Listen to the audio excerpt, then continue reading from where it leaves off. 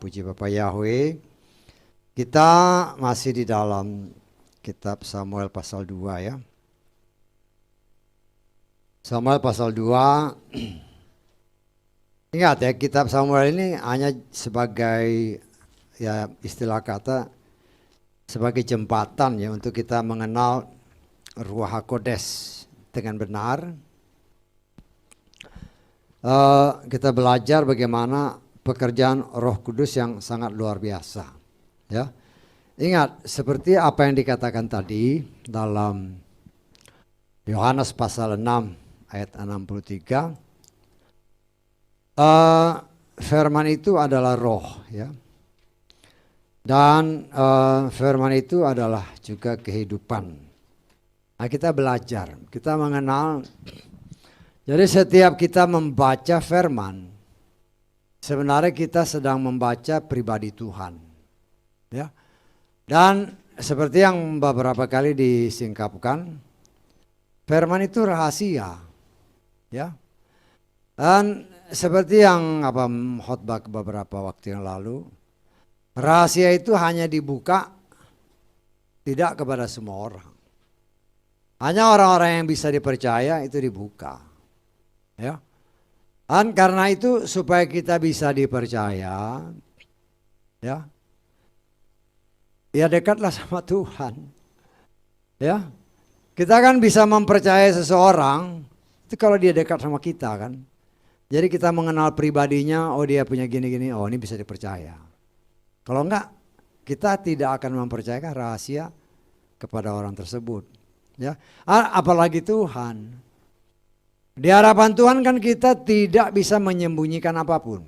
Firman Tuhan katakan kan, sudah seringkali dikatakan, segala sesuatu telanjang dibawa di dalam pandangan Tuhan. Gak ada yang bisa disembunyikan. Ya, kita bisa beribadah, berdoa, baca firman. Betul, memang rencana Tuhan, kehendak Tuhan. Tetapi apakah kita melakukannya? Ini yang jadi masalah. Akan firman Tuhan jelas mengatakan, kita jangan hanya menjadi pendengar yang setia. Tetapi jadikanlah diri kita pelaku firman yang setia. Karena ingat ya, iman itu hanya bisa menjadi sempurna kalau kita mempraktekkan firman. Kan dengar ya, firman itu kan datang dari pendengaran akan firman Tuhan. Kata Roma 10 ayat 17. Kita dengar, timbul iman. Dan untuk iman itu menjadi sempurna hanya dapat terjadi apabila kita mempraktekannya. Kalau tidak bisa, kan jelas dikatakan Yeshua adalah penyempurna iman. Yeshua itu siapa? Yeshua itu ya firman. Nah, untuk menjadi iman percaya kita sempurna, ya kita harus mengenal dia dengan benar dan melakukannya dengan benar. Nah, tapi itu kan tergantung kita. Sebagaimana dekat kita bergaul dengan Roh Kudus. Karena itu seringkali saya katakan, buatlah hidup kita senantiasa berkomunikasi dengan Roh Kudus. Ya, kalau kau mau masak, ibu-ibu ya mau masak, Tuhan tolong, itu kan ngomong sama Roh Kudus. Ya. Bisa aja waktu kita lagi mengerjakan sesuatu, ada sesuatu yang Tuhan mau nyatakan. Ya. Kenapa? Karena Tuhan mau membuka banyak rahasia-rahasia firman bagi kita. Tetapi seperti yang tadi saya katakan, rahasia hanya dibuka kepada orang yang dipercaya. Kalau nggak bisa. Tidak mungkin. Ya. Jangan antara kita dengan Tuhan, antara kita dengan kita, manusia dengan manusia. Kalau nggak bisa dipercaya, orang nggak mau buka rahasia. Ya, apalagi zaman sekarang kan orang banyak mulutnya yang suka meleter ke sana kemari. Ya, jadi kita juga senantiasa dikatakan oleh firman Tuhan, kuasailah dirimu. Supaya apa? Supaya kita dapat berdoa. Ya, jadi dalam segala situasi dan kondisi, ya. Dalam keadaan yang tertekan sekalipun, kuasai dirimu. Kenapa? Kadang-kadang Kalau kita dalam suasana terjepit, keluar kata-kata yang negatif. Anak kata-kata yang negatif itu bisa berbalik buat kita. Karena itu firman Tuhan jelas katakan, diam. Berdiam diri supaya apa? Supaya dapat berdoa. Ya. Jangan kira bahwa, kan dikatakan oleh firman Tuhan jelas, sudah berkali-kali dikatakan kan, Roh Kudus diberikan kepada saudara dan saya, tinggal di dalam kita sampai selamanya. Sampai selamanya dalam arti kata, kalau kita tidak mengkhianati dia, ya dia tinggal. Kalau kita mengkhianati dia, ya dia pergi. Ya. Artinya kita tidak setia kepada firman, ya dia pergi. Kenapa begitu? Karena kekudusan tidak bisa dicampur baur dengan ketidakkudusan. Terang tidak bisa campur dengan kegelapan. Kalau ada terang, gelap otomatis hilang. Sebaliknya, kalau gelap yang menguasai, otomatis terang itu hilang. Nah, kita dilatih oleh Tuhan. Jadi dalam segala situasi dan kondisi, apa yang kita lihat di dalam kitab 2 Samuel pasal 6, nanti saudara baca semua ya. Jelas di sana dilihat. Setelah 3 bulan Daud belajar dari firman Tuhan karena peristiwa kematian Usa. Nah, ini kan seringkali begitu kan. Setelah terjadi bencana, baru cek firman Tuhan. Ya betul. Kan setelah terjadi bencana, baru Daud ngecek. Dia pasti komunikasi dengan imam. Apa yang salah ini? Sampai si Usa mati. Sampai si Usa dibakar. Saya percaya firman itu, Usa itu kebakar ya. Mati dibakar oleh kuasa Tuhan. Ya. Kenapa? Ya, dia merasa bersalah karena itu perintah dia. Tetapi karena dia tidak mengetahui firman Tuhan pada waktu itu dengan benar, ya terjadilah seperti itu. Nah sayangnya setelah malapetaka, ya baru dia koreksi firman Tuhan. Ya dia berkomunikasi, saya percaya dia berkomunikasi dengan para imam. Tanya, kenapa bisa begini, kenapa bisa begini. Ya, ya berkali-kali saya katakan, ini gambaran imam-imam zaman sekarang. Ya, karena raja, karena orang kaya, oh ya terserahlah mau bagaimana. Betul nggak? Imam ini kan tahu kalau bawa tabur itu harus dipikul. Pasti tahu dia. Tapi karena raja, karena orang besar, karena orang kaya, ya mau-maulah. Ya kan? Nggak berani menegur. Nah ini tipe pelayan Tuhan yang nggak benar.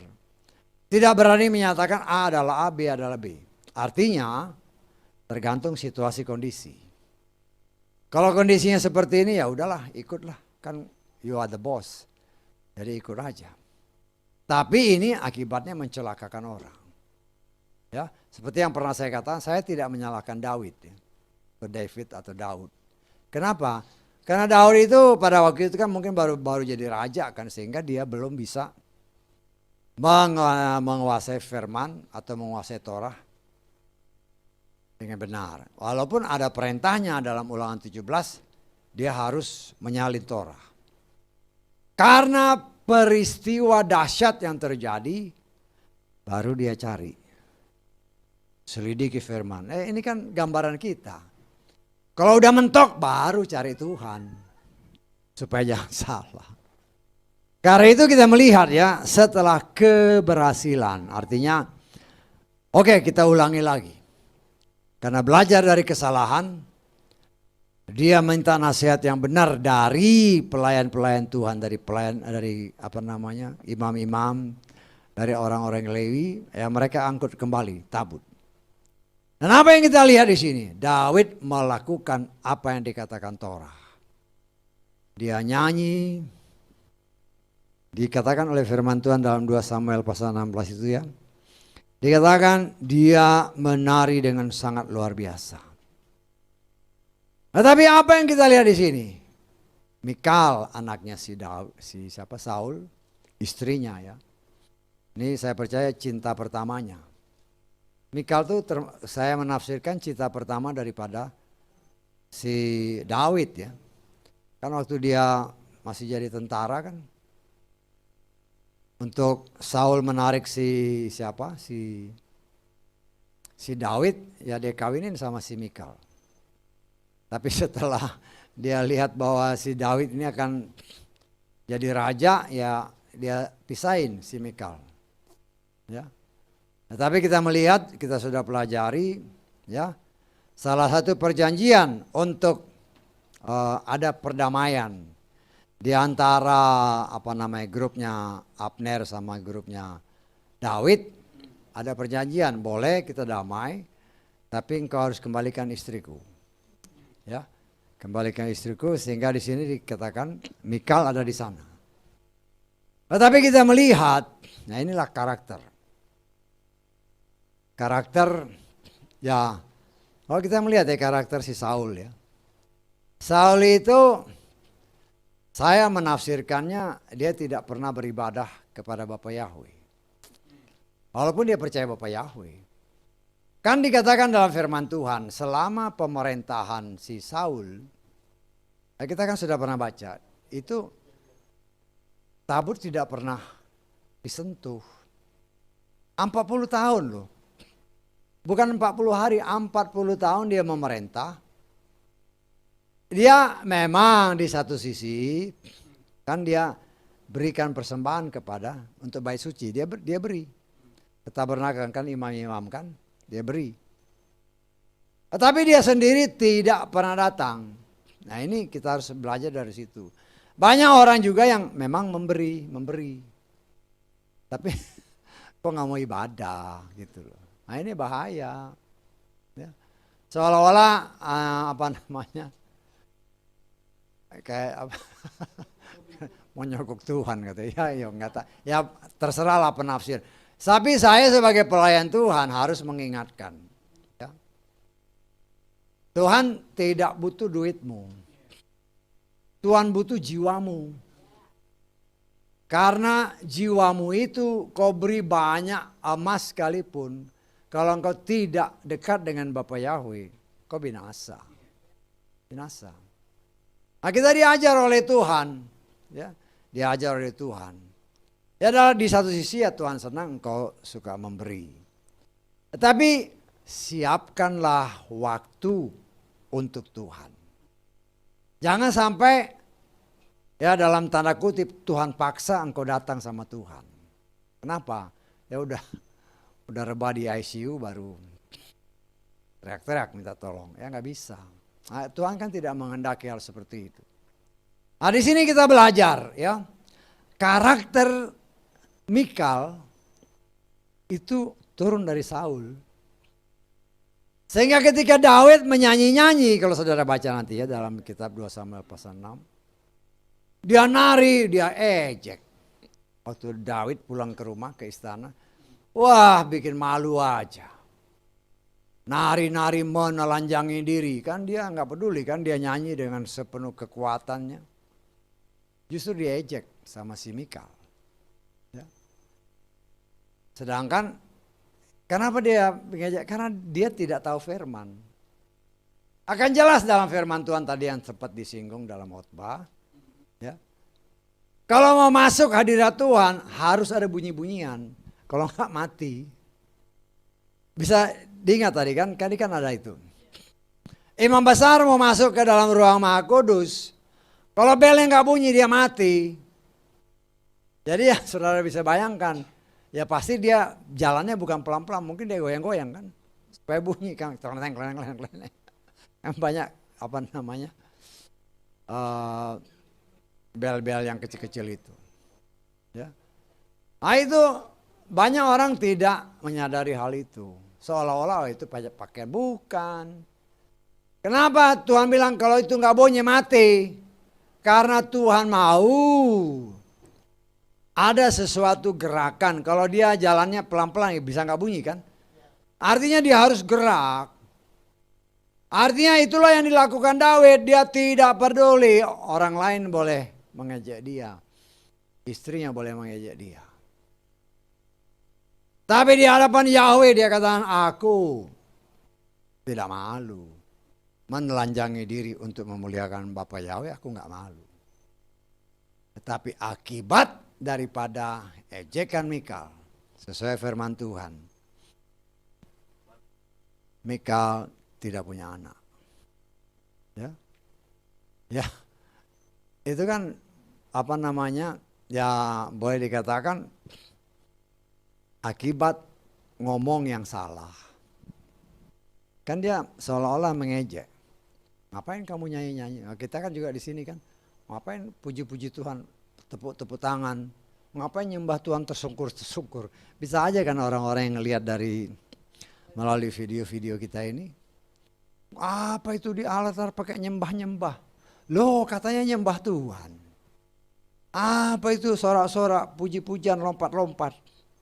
Apa itu? Ya biarin aja. Kita melakukan itu karena ada tertulis. Kalau engkau datang masuk dalam hadirat Tuhan, harus ada bunyi-bunyian. Kita menafsirkan, harus ada pujian, harus ada penyembahan. Harus ada sesuatu yang kita lakukan untuk menyenangkan hati Tuhan. Sehingga Daud dengan iman menyatakan, dia bersemayam di atas puji-pujian. Ya, dalam Mazmur pasal 22 ayat 4. Nah di sini kita dilatih oleh Tuhan. Ya, dilatih. Tuhan tidak main-main di dalam kita membawa tabut. Ingat ya saudara dan saya saat ini sedang membawa tabut. Sampai di tempat yang sudah Tuhan tetapkan. Tabut itu baik, kan ada tertulis. Kita ini bait sucinya Tuhan. Betul? Ya. Kita ini bait sucinya Tuhan. Artinya di dalam hati saudara, firman itu kan ditanam dalam hati. Kita ini sebenarnya tabut Yahweh.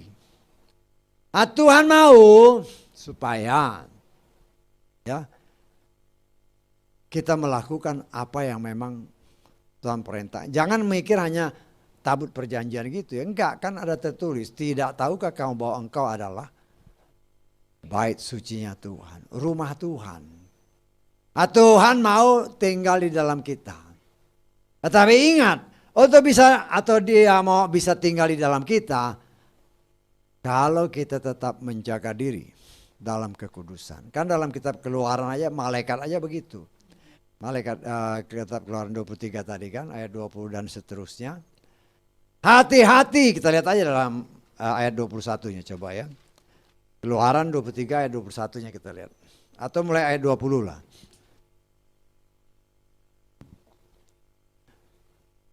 Ayat 20 mulai.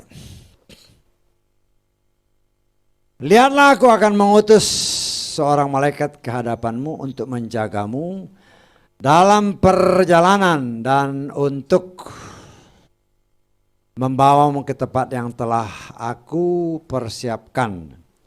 Perhatikan, berjaga-jagalah di hadapannya dan dengarkanlah suaranya. Janganlah engkau membuat dia kepahitan karena dia tidak akan menanggung pelanggaranmu. Sebab namaku ada di dalam dia. Nah kita ini berlaku sampai sekarang ya. Ingat, malaikat Tuhan itu ada di samping kita dalam menjalani hidup ini. Nah, kalau kita mengeluarkan kata-kata yang tidak benar seperti Mikal, itu yang dia ejek bukan Daud. Yang dia ejek itu Tuhan.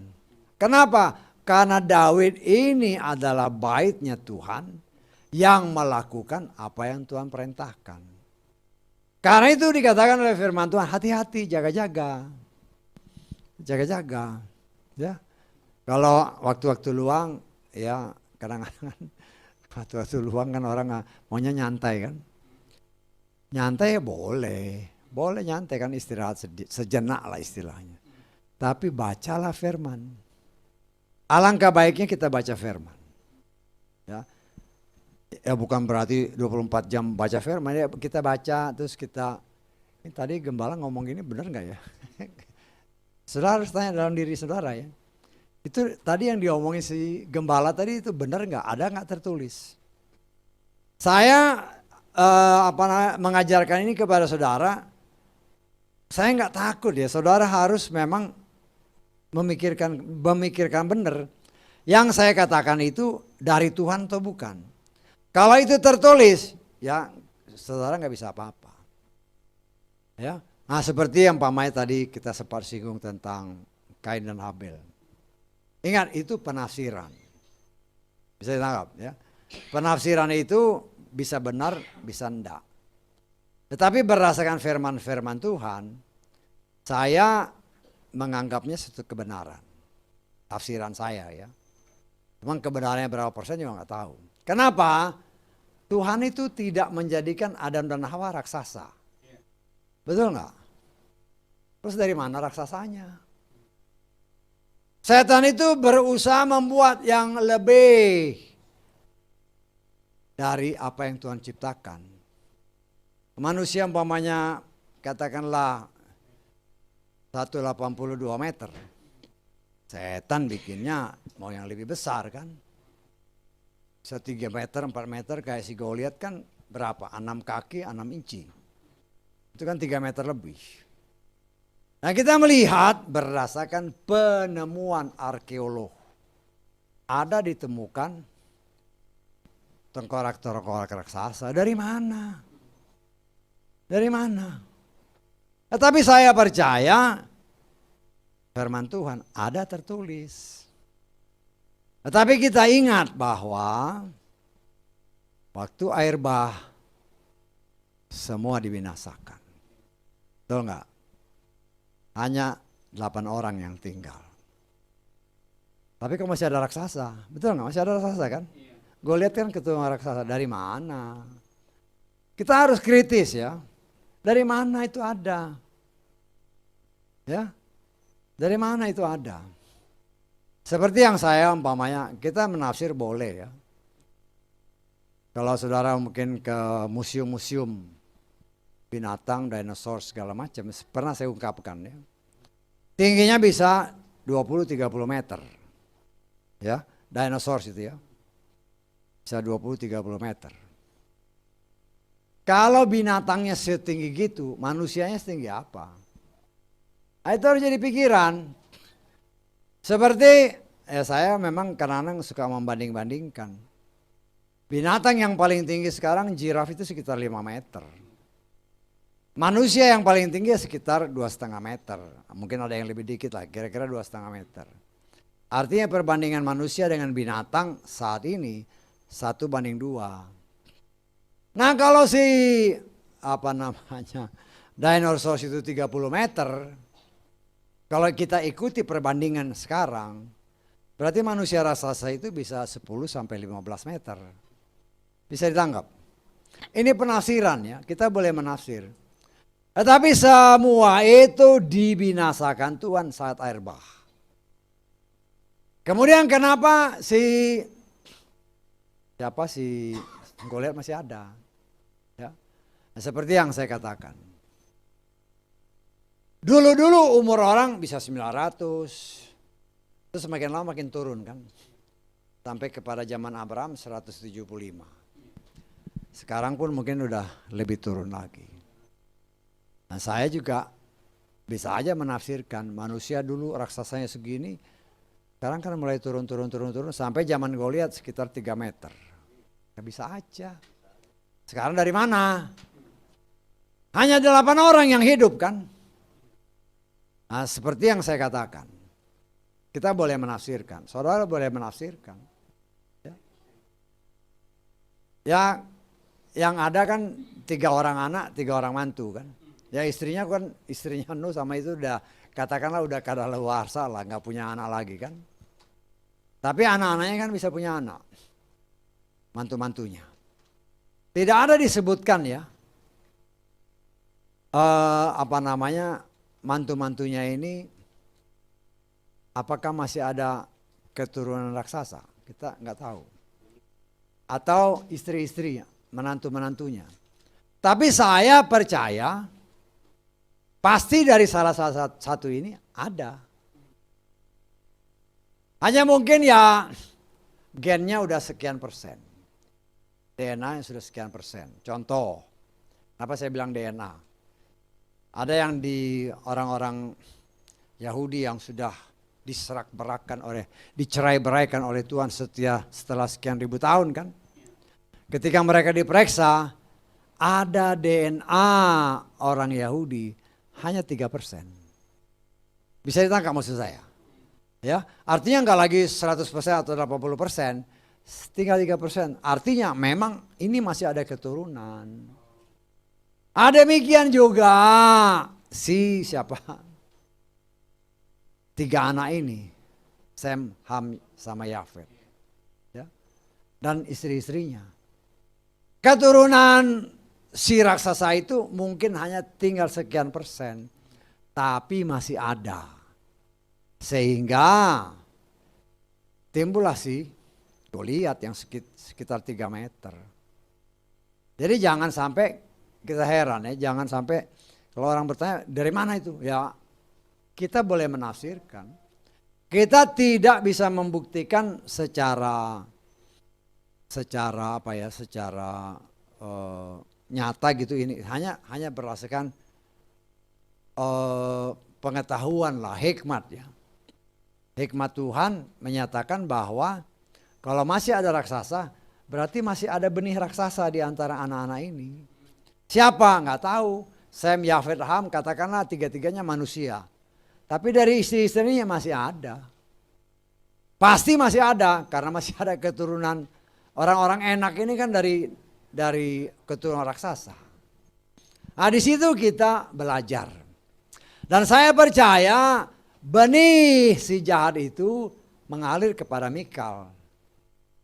Karena Saul itu walaupun dia rajin memberikan persembahan, tapi dia nggak pernah datang. Dia menjaga jarak dengan hadirat Tuhan. Ya nggak ada sopannya orang ini. Saya katakan ya mungkin agak keras ya. Kenapa saya bilang nggak ada sopannya? Loh yang mengurapi dia itu si Samuel. Samuel masih hidup dia nggak datengin. Samuel udah mati baru dia cari-cari. Banyak seperti orang sekarang kan. Waktu masih hidup, waduh, sebodoh amat. Nanti udah mati baru nangis-nangis. Itulah manusia. Si Saul kan begitu. Selama sekian tahun dia diurapi sama si Samuel, dia nggak pernah datang. Giliran udah mati baru dia cariin. Tapi kemudian dia tersesat juga, percaya aja. Si dukun bilang ini Samuel, lo percaya sama dukun. Karena sudah ada benih tidak benar, ya akhirnya ketipu dia. Nah, karena itu Tuhan mengajarkan kita, ya. Daud berusaha melakukan apa yang Tuhan perintahkan dengan benar. Nah kita melihat kalau kita lanjut di dalam 2 Samuel pasal 7. 2 Samuel pasal 7. Daud kan lihat, aduh saya punya istana hebat. Tetapi kita melihat ya, ada sesuatu yang Tuhan mau tunjukkan di sini. Kita lihat di dalam 2 Samuel pasal 7 ya. Kita baca ayat kedua ya, kita baca ayat kedua. Ada sesuatu yang Tuhan ingatkan di sini. 2 Samuel pasal 7 ayat 2. Berkata raja kepada Nabi Nathan, lihatlah, sekarang aku tinggal, perhatikan ayat ini ya. Sekarang aku tinggal di sebuah rumah yang terbuat dari apa? Kayu aras dan tabut Elohim ditempatkan dalam kemah. Apa yang saya mau Tuhan ingatkan ini? Karena ada penafsiran saat ini. Ya, bahkan orang-orang dari Israel sana juga mengatakan. Dan anak-anak Tuhan yang datang ke sana percaya. Mengatakan begini. Si Yusuf itu bukan tukang kayu. Tapi tukang batu. Loh di sini. Ini dia buat dari kayu atau dari batu? Dari kayu. Bisa ditangkap. Kita harus agak kritis ya. Memang di sana itu mayoritas batu. Tapi firman Tuhan bilang dia tukang kayu. Tapi karena orang berpikir, oh di sini kayu jarang, jadi Yusuf itu bukan tukang kayu, tukang batu. Nah, kita jangan langsung terima. Walaupun banyak batu, tetap ada kayu. Betul nggak? Dan kita melihat di sini istananya Daud itu kayu, kayu aras. Bukan berarti saya membantah ya bahwa itu pasti tukang batu. Enggak. Tapi kita ya, memang itu tidak membawa kita benar ya. Tapi kita harus berpikir ya, namanya orang menafsir boleh aja. Oh ini karena di sini tidak atau jarang kayu berarti dia tukang batu. Ya men, boleh aja kamu tebak-tebak. Tapi kita jangan main terima itu aja karena tukang kayu ada. Ini istananya dari kayu kan berarti tukang kayu ada. Memang tapi tetap ada tukangnya kan. Betul. Yang siap untuk dipakai. Iya betul. Betul. Tapi kita harus ingat di sana kan ada pohon ara, ada pohon macam-macam. Itu kan kayu kan, bukan dari batu kan. Betul nggak? Jadi saya mau tekankan di sini, jangan langsung percaya begitu aja. Ya boleh aja kamu menafsirkan itu tukang batu. Ngomong gitu. Boleh aja ngomong. Cuman sekarang kita harus lihat di sana ada nggak batu kayu? Pasti ada. Bangku-bangkunya pasti kayu kan? Betul nggak? Walaupun itu yang ngomong orang Israel asli dari sana, itu kan dia boleh aja dia juga nggak lihat kok, dia juga nggak tahu. Hanya dia tafsirkan itu tukang batu. Tetapi kita harus jujur ya. Pasti ada kayu. Tapi itulah yang kita lihat di sini, ya. Roh Kudus mengajar saudara dan saya untuk peka. Ya, kita boleh dengar, tapi bukan berarti kita langsung terima. Karena dikatakan diuji dulu, benar nggak? Ya bukan berarti, nanti kata gembala saya di sana nggak ada tukang kayu. Saya bilang nggak ada tukang kayu. Kita balikin aja, di sana ada kayu nggak? Ada. Siapa yang ngerjain? Tukang kayu yang ngerjain, bukan tukang batu. Walaupun di Indonesia sini yang namanya tukang bangunan bisa ngerjain batu, bisa ngerjain kayu kan, bisa aja begitu. Artinya di sini kita melihat ya, mari kita dengan pertolongan Roh Kudus kita harus semakin lebih teliti, lebih peka. Jangan hanya terima-terima, tapi kita juga boleh menafsirkan, ya, sehingga kita bisa saling menguatkan, sehingga tidak bertumbuh dengan liar. Bisa ditangkap maksud saya? Bertumbuh hanya di dalam alurnya Tuhan. Jangan sampai kita karena sekarang ini penyesat banyak. Ini kalau saudara dengar di media-media sosial dengan berbagai macam ulasan-ulasan, mulai kan ngorek firman Tuhan begini. Itu secara setan untuk membuat iman kita goyah. Boleh baca, boleh dengar, tapi kalau memang sudah nyeleweng sedikit, matiin aja. Ya saya kan ada orang matiin aja tuh, itu nggak sesuai. Bagi saya sudah ngomong nggak benar sekali, itu jangan didengar lagi. Jangan, kalau dengar lagi ya udah akhirnya ke bawah arus. Artinya kalau kita yakin yang dia katakan itu tidak sesuai dengan apa yang tertulis, stop. Berarti nggak sesuai. Dengan demikian karena Roh Kudus sedang melatih saudara dan saya untuk peka. Tetapi untuk peka kan kalau kau nggak pernah baca, ini yang menjadi masalah. Nggak pernah baca ya jadi masalah. Salah siapa ya? Salah sendiri. Ya, salah sendiri. Ada orang yang mungkin suka kan karena malas baca, ya dengar di pakai handphone gini kan tape cat. Saking enaknya habis itu udah hilang, udah melayang-layang rohnya di mana. Ya, udah nggak denger lagi kan, karena udah ketiduran. Kayak begini bagaimana? Oh saya baca ya, mungkin 5 menit pertama masih dengar. Tapi 5 menit selanjutnya sampai dia habis baru kaget karena udah nggak bunyi lagi. Ya berarti nggak denger. Di sini kita melihat ya, Daud tidak terpengaruh oleh suasana lingkungan. Karena dia mau menyenangkan hati Bapa Yahweh. Dan dari sini kita bisa petik, belajar. Karena itu jangan heran apabila Daud terpilih oleh Tuhan untuk menjadi garis keturunan sampai lahir Sang Juru Selamat. Itu anugerah ya. Haleluya, amin.